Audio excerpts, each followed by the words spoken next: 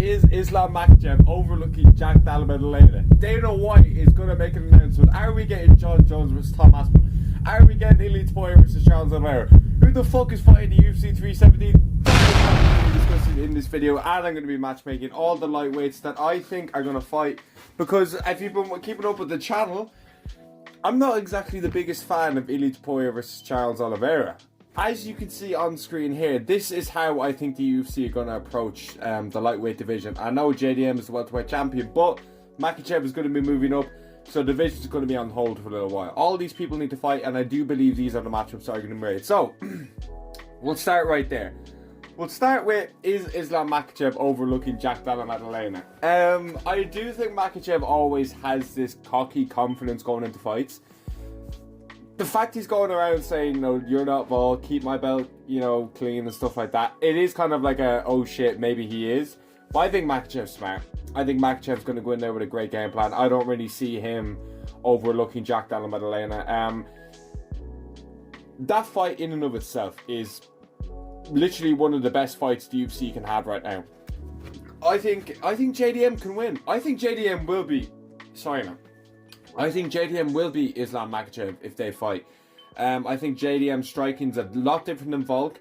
I had this guy in my comments. Big up who you are. You always leave absolute love comments, and I always reply, you're an absolute G. You know who you are because I was replying to you yesterday. But he was asking me about that, and I say the kind of closest person I feel Makhachev has fought to JDM stylistic wise is Dustin Poirier. And Dustin Poirier, two judges had a 2-2 going to the fifth against Makhachev. Now, Makhachev was winning the fight, in my opinion. I'm pretty sure I had it 3-1. I can't really remember what round this while ago, but he ended up finishing Dustin Poirier. But Poirier 100% had moments. And I think JDM is more crisp on the feet than Jack Della Maddalena. I think he's going to be able to cause more problems. I think he has better ability to get back to his feet. After what I've seen against Bilal, JDM's ability is for real. It's for real.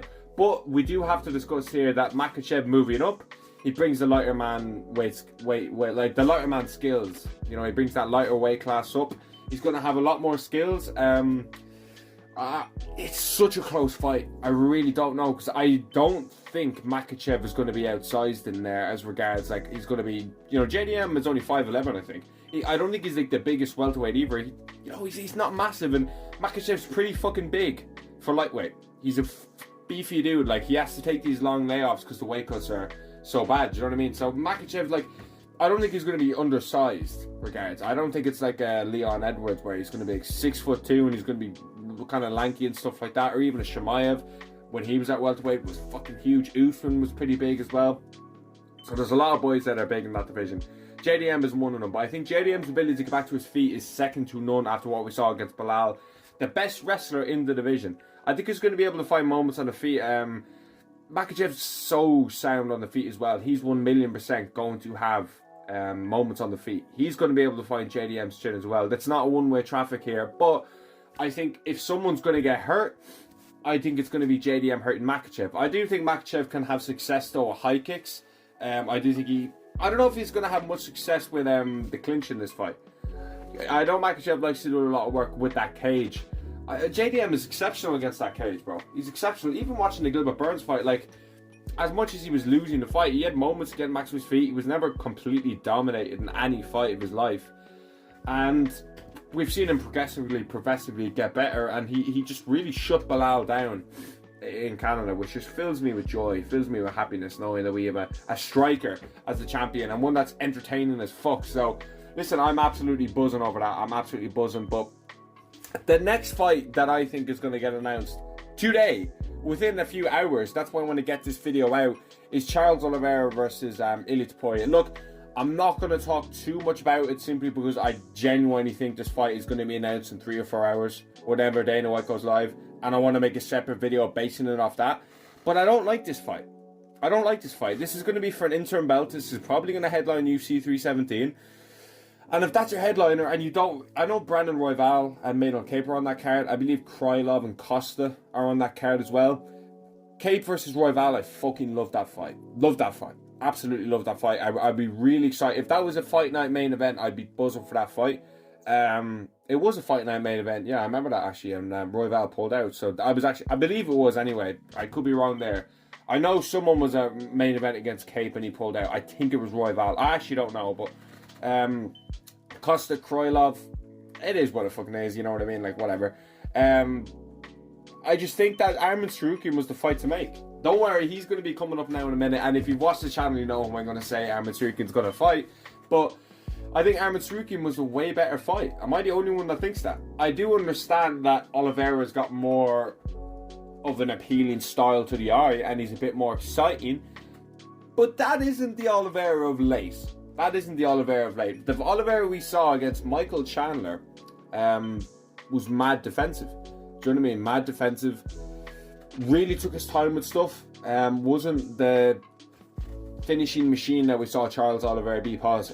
In previous fights, you know, the Dustin Poirier Charles, the Michael Chandler #1 Charles, the Justin Gaethje Charles, these kind of Charles Oliveira performances where it was literally, I'm finishing you or I'm getting finished. I really think Makhachev kind of changed that a bit because he went to the decision with Arman Tsarukyan as well, and he never, like, I never really felt like Charles proper went balls to the wall in that fight. But I also think that was because Tsarukyan just kind of like shut him down in ways and was just a superior grappler.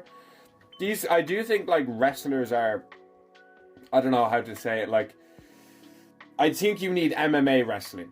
I feel like you need like wrestling, but also ability to control people to do damage. Do you know what I'm saying? Like, Makhachev is kind of like a good example, and Arman Tsarukyan are good examples. If you go back and watch their fights, it's not like it's bone nickel, okay? These boys are able to control people and able to do damage, especially Makhachev. Makhachev knows how to grab submissions from anywhere. Look at the Renato Moicano fight. Like, that's one of the most underrated wins in the way he did it. The first exchange, he absolutely ran through Moicano. Name me one other lightweight that's doing that. There's no other lightweight. And that was a full count Moicano, okay? It wasn't like prepared for Makhachev himself, but he didn't take that on a day's notice as regards he was coming off the couch. He was in shape, he made weight, he was ready for that card. Okay, and the way Makhachev just destroyed him, like, the thing is, yeah, fans, yeah, they expect Makhachev to do that. For fans, that was the bare minimum. And if people are giving out, I always say this, yeah, if you're a fan, yeah, let's say you looked at the Renato Moicano fight, you thought it was kind of a shitty performance, or not a shitty performance, but oh, Makhachev should do that. That's the level you have Makhachev. Because if you put in a Dustin Poirier, for example, a Justin Gaethje, you're not going to expect them to do that. You think, oh, Renato Moicano, they'll probably win, maybe a late finish, but Moicano can have moments. But you pick Makhachev, you're like, oh, he should just run through Moicano.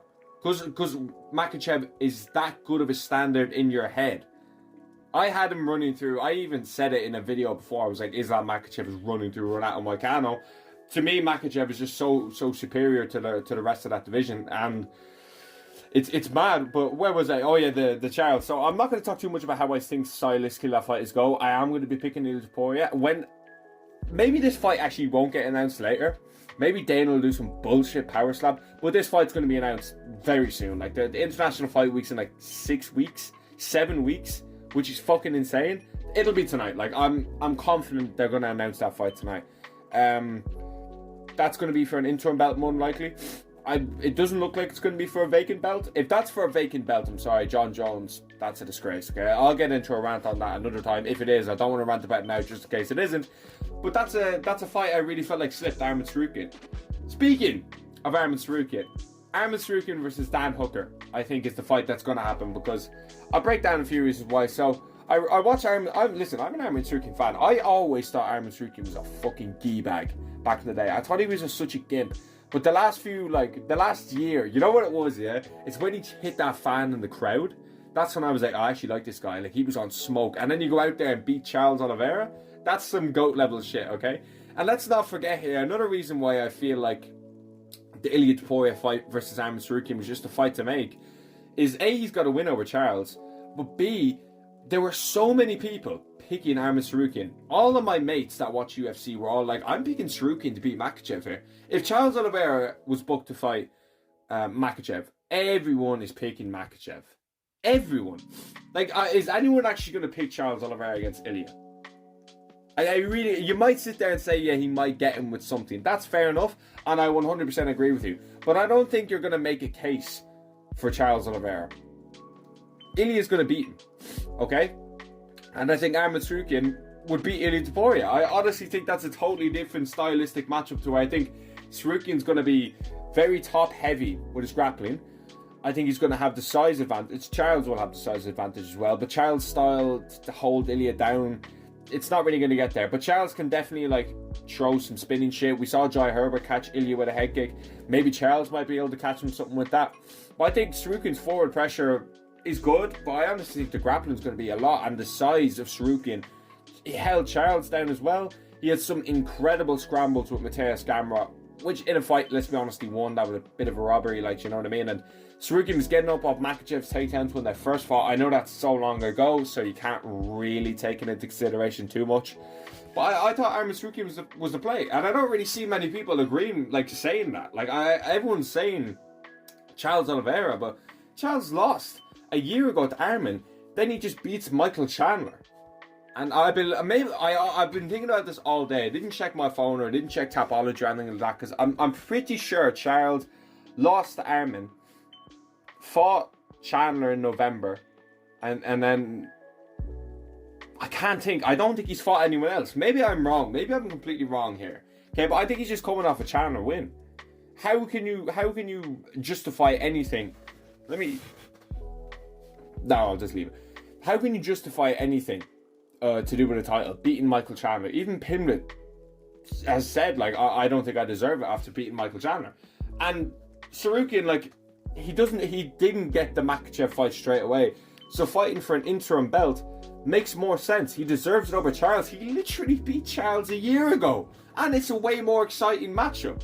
Okay, I think it's a more exciting matchup. I would be so fucking pumped to see Arman Tsarukyan versus Ilia Topuria. But we're probably going to get Arman Tsarukyan, Dan Hooker. Tsarukyan win. I don't see Arman losing to Dan Hooker. I just don't. Dan Hooker's got okay takedown defense, but I just think Tsarukyan's going to be able to just hold him down. I think Tsarukyan's going to be able to hold him down. I don't really see Dan Hooker being a top lightweight. Like, he got a very controversial win over Mateusz Gamrot in a fight that I personally didn't score for him. I just don't see him beating Arman Tsarukyan. I just do not see him beating Arman Tsarukyan. As much as I will look forward to this fight, if it does get made, I'm not 100% sure if it will, but I do think they'll make this one. It'll be a good one. And I mentioned one person there. Actually, I mentioned two. One earlier, but one just there. Paddy Pimblett. I think Paddy Pimblett's going to fight Justin Gaethje. I think Pimblett versus Gaethje is going to happen. When that fight is going to happen, I actually don't know. I will look forward to this fight massively. I think this is a great stylistic fight for Pad to win. I will be picking Pimblett to finish Justin Gaethje. As much as Gaethje's coming off a nice win over Rafael Fiziev, and he somehow claimed a title shot, which was fucking crazy, it just doesn't make sense. It does not make sense to be fighting Islam Makhachev through Justin Gaethje. And I think this Paddy Pimblett fight's the appropriate step for Pimblett. I think it's a good step for Gaethje, considering he's not really active as much anymore. You beat Fiziev, you lose to Max Holloway, you beat Poirier, you beat Fiziev and stuff like that. Like, you've done some good work over the last 2 years, it must be said. Fiziev twice and Poirier. It's good work, and you fought Holloway when you could have just said fuck off and waiting for the belt. We all respect it. We all respect that Max Holloway fight, but losing to him, getting chinned, then sitting there saying you deserve a fight with Makhachev beating Fiziev, that's not how this works. And I think Pimblett is a good fight for Gaethje as well in ways to win. Both of these guys can win. But I just think the way Pimblett is dismantled Michael Chandler, the way Pimblett's been really on the transcend lately, I can really see him doing damage to Gaethje in the grappling. Because we all know Justin Gaethje's fucking terrible when he's down. He's very hard to get down, but when you get Justin Gaethje down, we all know he's kind of a fish out of water, okay? We all know he doesn't really have an incredible level of wrestling. We all know it's the downfall of Justin Gaethje's grappling. We all know that's how it is. And lightweight's in a mad spot. Want to make this video before Dana White announces whatever he's going to announce later. There's 3 options. One, it's Oliveira versus Ilia, which is pretty much, I genuinely would be shocked if that's not announced later. 2, it's an update on Tom Aspinall. Maybe John Jones is giving up the belt, because John Jones was saying earlier, if ducking people's living your best life or some shit like that. biggest duck ever. Then we're just going to get Cyril Gane versus Tom Aspinall. Maybe in England, maybe in France, maybe wherever. You don't really know where that fight's going to be. And then C is just some random power slap bullshit or some bullshit no one really cares about. But I genuinely cannot see it not being Oliveira. Or he's going to announce like a fight night main event or some shit like that. Maybe something like that. We'll see. We'll see what happens here. But lightweight's banging. Lightweight's banging. I genuinely, all the matchups I've made, I believe is going to be next. But let me know if you think these matchups make sense or whatever. And thanks for watching.